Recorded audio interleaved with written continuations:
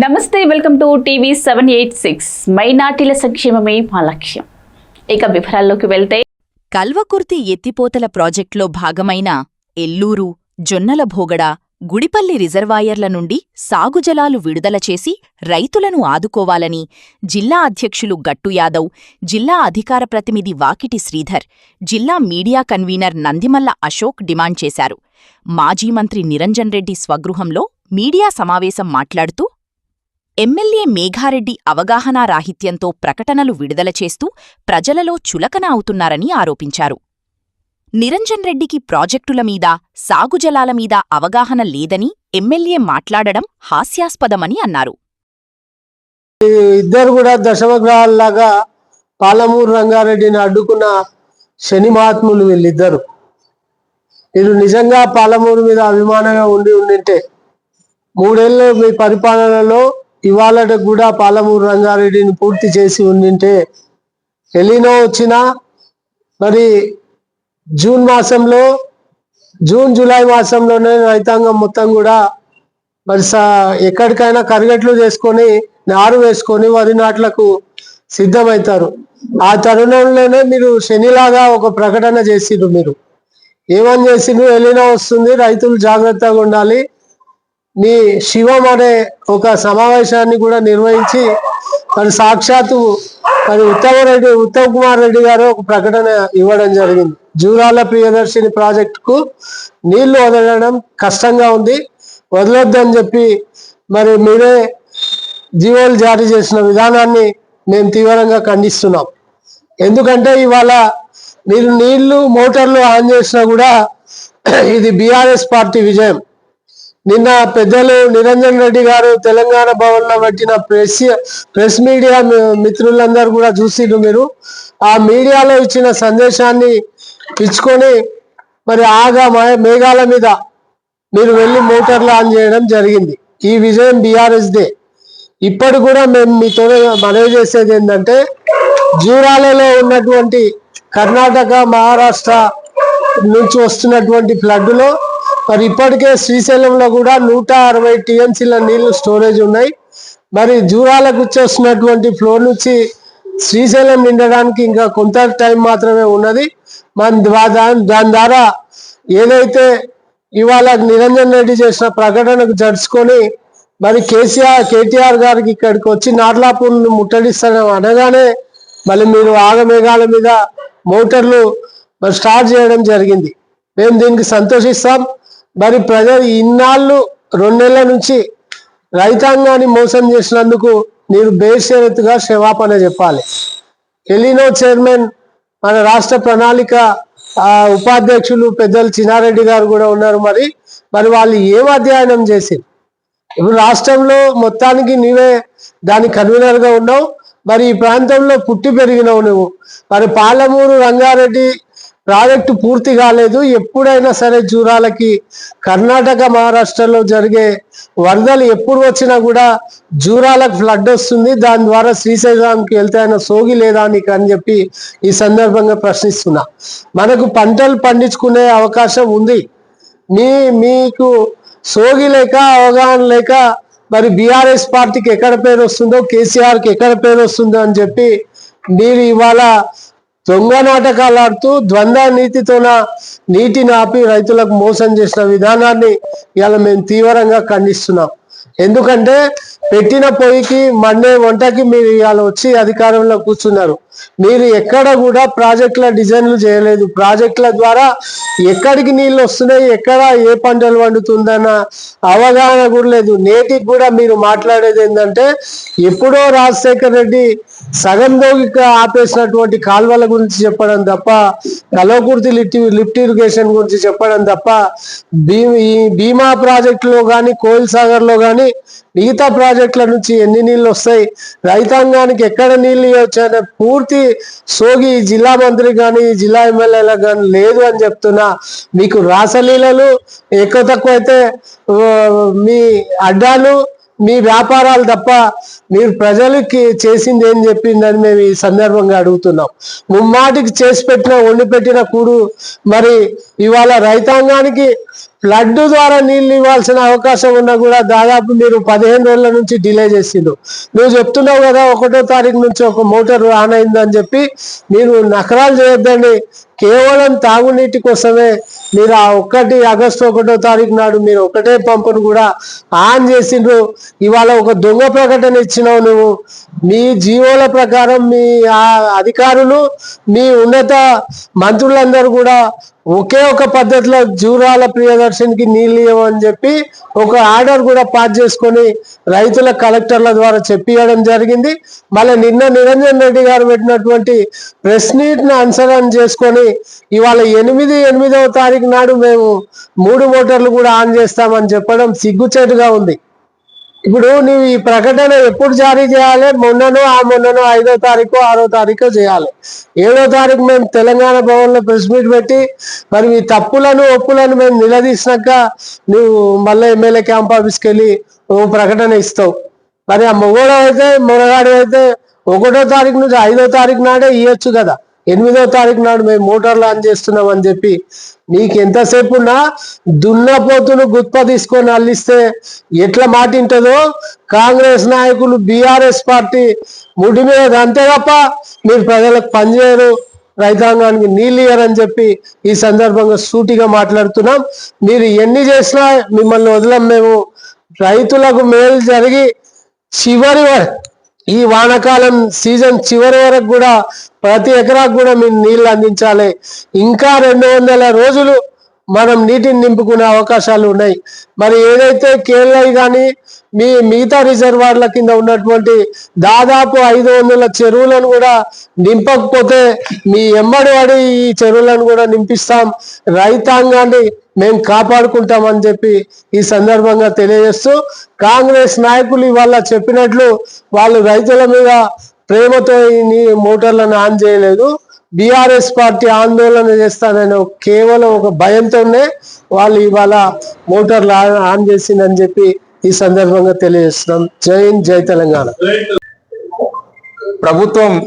ప్రభుత్వంలో కాంగ్రెస్ పార్టీ ఉందా లేకుంటే బీఆర్ఎస్ పార్టీ ఉందా అనేది ప్రజల్లో ఒక అనుమానం రేకెత్తిస్తుంది. ఎందుకంటే రాష్ట్రంలో ఉన్నటువంటి విద్య, వైద్యం, సాగు రంగాలకు సంబంధించిన విషయాలలో ప్రభుత్వం ఎప్పటికప్పుడు అప్రమత్తంగా ఉండాల్సిన బాధ్యత వాళ్ళ మీద ఉంది. కానీ తెలంగాణ రాష్ట్రం ముఖ్యంగా వ్యవసాయ ఆధారిత రాష్ట్రం.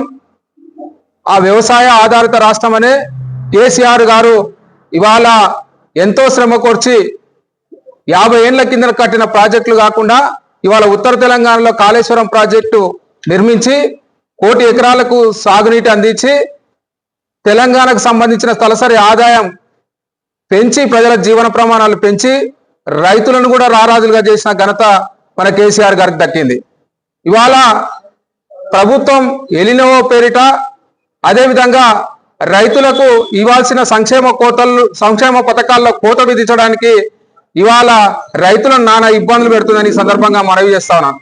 ఎలినోవో పేరిట వర్షాలు కురవవు, పంటలు కూడా ఎవరు వేయొద్దు, ముఖ్యంగా వరి వేయొద్దని హెచ్చరించిన ఈ ప్రభుత్వం తర్వాత మహారాష్ట్రలో కురుస్తున్నటువంటి ఆ వరద నీటి నారాయణపూర్ నుంచి అదేవిధంగా ఆల్మాటి నుంచి జూరాలకు విపరీతమైన వరద నీరు వస్తుంది. ఆ వరద నీరు వచ్చే క్రమంలో అదే కేసీఆర్ గారు ముఖ్యమంత్రి ఉంటే వరద మహారాష్ట్రలో ప్రాజెక్టులు నిండిన తర్వాత కిందికి వచ్చే వరదను వెంబడే పసిగట్టి ఇక్కడున్న అధికారులను అదేవిధంగా ప్రజాప్రతినిధులను సమన్వయం చేసి వెంటనే గేట్లు ఎత్తించి రైతులకు కావాల్సిన సాగునీటి కోసం అన్ని రిజర్వాయర్లు నింపే ప్రయత్నం చేస్తుండే.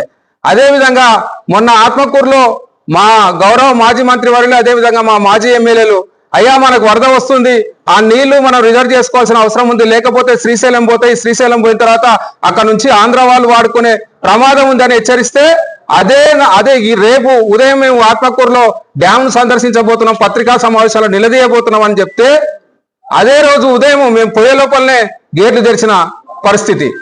అదేవిధంగా ఇవాళ జూరాల అదేవిధంగా నిన్న మా నాయకులు మాజీ మంత్రి వాళ్ళు సింగిరెడ్డి నిరంజన్ రెడ్డి గారు అదేవిధంగా కేఎల్ఐ కల్వకుర్తి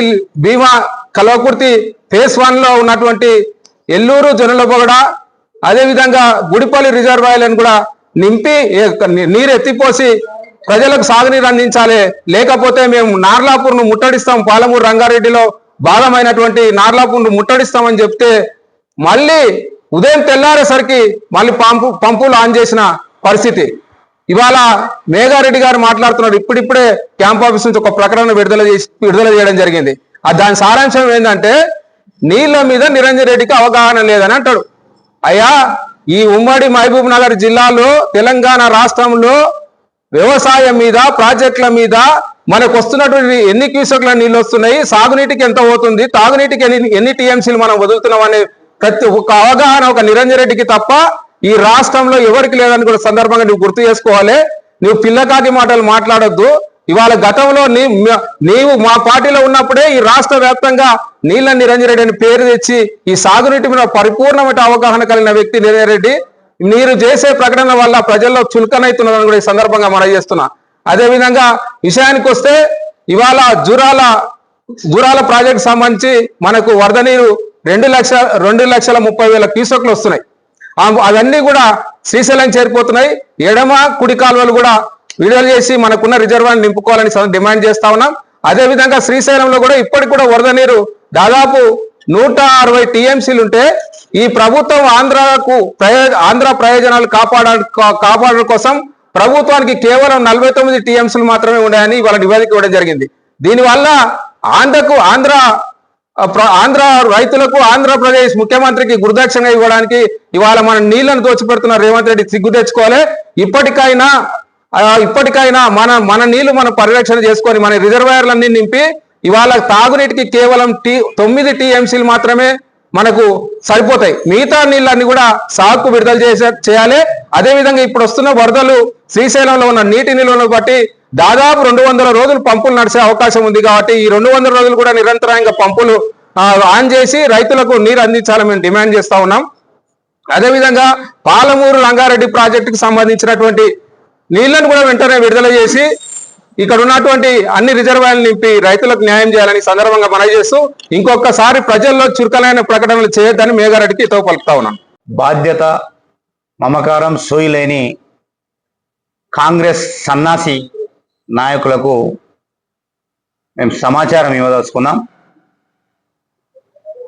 నిన్న బీఆర్ఎస్ పార్టీ హైదరాబాద్లో భవన్లో పెద్దలు మాజీ రాష్ట్ర వ్యవసాయ శాఖ మంత్రి నిరంజన్ రెడ్డి గారు ప్రెస్ మీట్ పెట్టి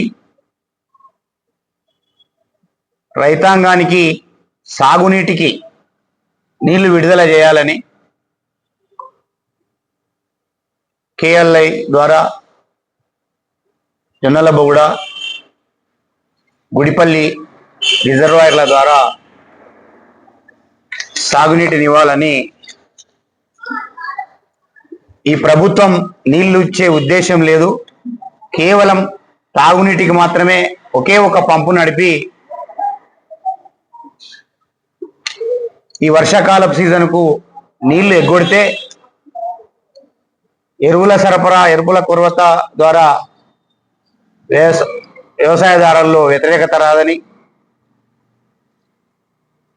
వరి ధాన్యం కొనుగోళ్లలో గడిచిన సీజన్ లాగా రైతుల ద్వారా తిట్లు రావని, బోనస్ ఎగ్గొట్టొచ్చని ఒక సంకుచిత భావంతోన వ్యవసాయ రంగానికి నీళ్లు ఇప్పటి వరకు వదలలేరు.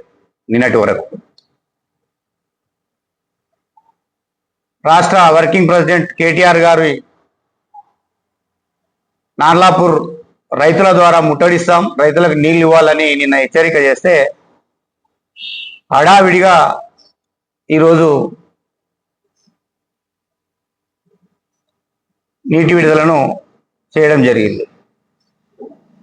అది కూడా గుడిపల్లి రిజర్వాయర్లోనే నీళ్ళు పడతా ఉన్నాయి. కానీ ఈ స్థానిక ఎమ్మెల్యే ఏమంటాడు, వ్యవసాయానికి కూడా కాలువల ద్వారా, గుడిపల్లి కాలువల ద్వారా నీళ్ళు ఇస్తామంటున్నాడు. ఇప్పుడు పోయి చూస్తే కూడా ఇప్పటి వరకు కాలువలలో నీళ్లు లేవు, ఓన్లీ రిజర్వాయర్లో నీళ్లు పడుతున్నాయి. అంటే వీళ్ళ ఉద్దేశం ఇంకా కూడా వ్యవసాయ రంగానికి ఎగ్గొట్టాలనే ఆలోచనే ఉంది తప్ప, కానీ స్టేట్మెంట్ ఏమో నీళ్లు విడుదల చేసినాం అని ప్రజలను మభ్యపెట్టే ప్రయత్నం చేస్తా ఉన్నారు. మొదటి నుంచి మోసపు మాటలు, అబద్ధపు మాటలు, ప్రజలను, రైతాంగాన్ని వంచే ప్రయత్నం చేస్తా ఉంది కాంగ్రెస్ ప్రభుత్వం తప్ప నిజంగా రైతుల పట్ల, వ్యవసాయం పట్ల సోయి లేదు, మమకారం లేదు. నేను ఇప్పుడు గుడిపల్లికి మా నాయకులకు ఫోన్ మాట్లాడిన తర్వాత మాట్లాడుతా ఉన్నా. నేను ఈ క్షణం కూడా కాలువలకు నీళ్లు విడుదల కాలేదు, నేను ఛాలెంజ్ చేస్తా. మరి ఎందుకు అట్లా అబద్ధం స్టేట్మెంట్లు విడుదల చేస్తారు క్యాంప్ ఆఫీస్ నుంచి? కాబట్టి రైతాంగం అందరూ కూడా ఇది గమనిస్తా ఉన్నారు. శ్రీశైలంలో వర్షాకాలానికి సరిపడా మొత్తం వ్యవసాయం చేస్తే సరిపడా నీళ్లతో పాటు మిగులు నీళ్లు కూడా పుష్కలంగా ఉన్నాయి. మన ప్రాంతంలో వర్షాలు పడకపోయినప్పటికీ కూడా ఎగువ ప్రాంతంలో వర్షాలు వచ్చి రోజు 2 లక్షల క్యూసెక్కుల నీళ్లు జూరాల ద్వారా విడుదల అవుతా ఉన్నాయి. శ్రీశైలం నుంచి కిందికి విడుస్తా ఉన్నాం. ఏమన్నా అంటే ఎలినో ఉంది, ఆంధ్రోళ్లకు లేని ఎలినోవా తెలంగాణ వాళ్ళకే ఉందా ఎలినోవా? కేవలం చంద్రబాబు నాయుడు మెప్పు కోసమే ఇప్పటి వరకు రైతాంగానికి నీళ్లు విడుదల చేయాలి. ఇది వాళ్ళ కుటిల బుద్ధి. చంద్రబాబు నాయుడుతో మార్కులు కొట్టేయాలని చెప్పేసి ఈ తెలంగాణ రైతాంగాన్ని నడ్డివిర్చే ప్రయత్నం చేస్తా ఉన్నారు. ఇకనైనా మొత్తం వ్యవసాయ రంగానికి వర్షాకాలం నీళ్లు విడుదల చేయాలా, చెరువులు నింపాలి, కాలువల ద్వారా నీళ్ళన్నీ నింపి ఈ వర్షాకాలం సీజను సాగేటట్టు చూడాలా. లేకపోతే రైతాంగం ద్వారా ఎక్కడికక్కడ ప్రాజెక్టుల సందర్శనతో పాటు కలెక్టర్ ఆఫీసులు, ఎమ్మెల్యే క్యాంప్ ఆఫీసులు దిగ్బంధం చేస్తామని నేను సందర్భంగా హెచ్చరిస్తా ఉన్నా. సో ఇవ్వండి ఇవాల్టి బులెటిన్ అప్డేట్స్. మరో బులెటిన్ అప్డేట్ లో మళ్ళీ కలుసుకుందాం. అంతవరకు చూస్తూనే